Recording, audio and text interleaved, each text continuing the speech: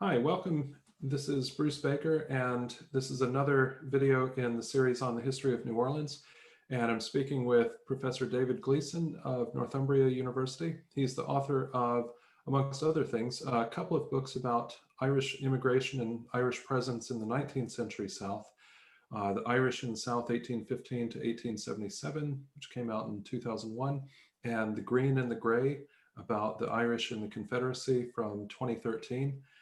And there's another video in the series where we talk about Irish immigration in the 19th century, but we wanted to come back and turn our attention more towards the 20th century and say a little bit about one of New Orleans' most famous, well, not in his own lifetime, but posthumously famous writers, John Kennedy Toole, the author of the brilliant novel Confederacy of Dunces, and also a little bit about the Irish influence on New Orleans accents. So I'll just hand it over to you, David, to sort of jump into this for us. Yeah, thanks, Bruce. Yeah, I mean, John Kennedy Toole, his book published posthumously and tragically committed suicide because, one of the reasons was, I mean, he had underlying issues was because he couldn't get this published. But his mother eventually got, Walker Percy, persuaded, twisted Walker Percy's arm to get it published. And of course, it won the Pulitzer Prize for fiction when it was published, I think in the early 1980s. Yeah, John Kennedy Toole, it's just the story. We won't get into too much about Confederacy Dunce, about Ignatius Riley. Of course, Riley's an Irish name. He lives in kind of the uptown Irish Channel neighborhood. And of course, Ignatius's mother has this strong New Orleans accent, which sometimes called the Yat accent, the white working class accent of New Orleans.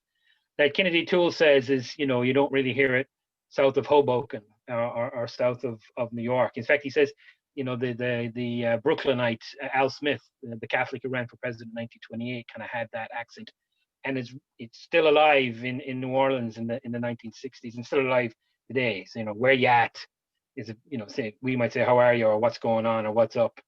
In New Orleans is where you at, and they do a lot of does and days and dems, which is a very Irish thing actually.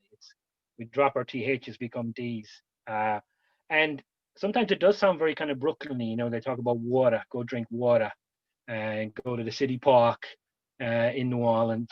And so there's a lot of debate about where the accent comes from, because it does sound a lot like Brooklyn, used to sound like, or Hoboken, and it's because of Irish and German immigrants, created that accent. They created the accent in New Orleans as well, but then kind of mixed with Creole influences.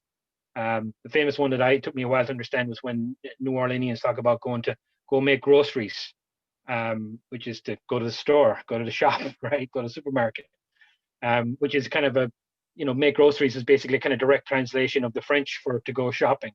And then it kind of gets absorbed into it. But they still say it's around, in that deep kind of, that deep type of Irish Channel area. All those people who have moved now to Metairie or Metri and Kenner further out.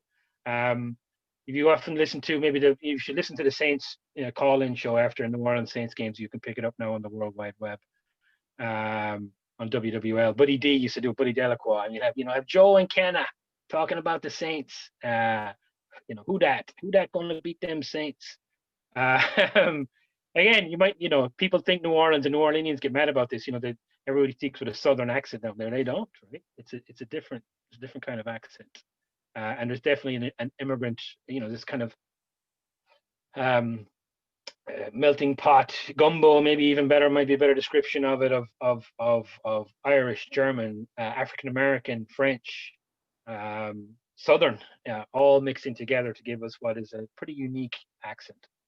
Yeah, it is. It reminds me of somebody I knew when I was at Clemson University as an undergraduate, who had exactly that sort of accent, which, sort of looking back on it, I understand now the distinctiveness of it. And but then it just puzzled me because, yeah, he did sound like he was from Brooklyn or somewhere.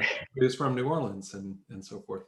Yeah, he doesn't talk Southern. The word they say to look for is oil, which, when I went to Mississippi and went to graduate school in Mississippi, people couldn't say oil, was oil, and in the Yad accent, it's Earl.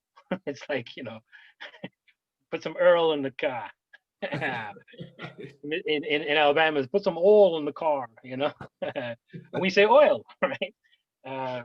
So yeah, if people go to New Orleans, they should listen out for it. Yeah. That's very interesting. Well, thanks very much for that.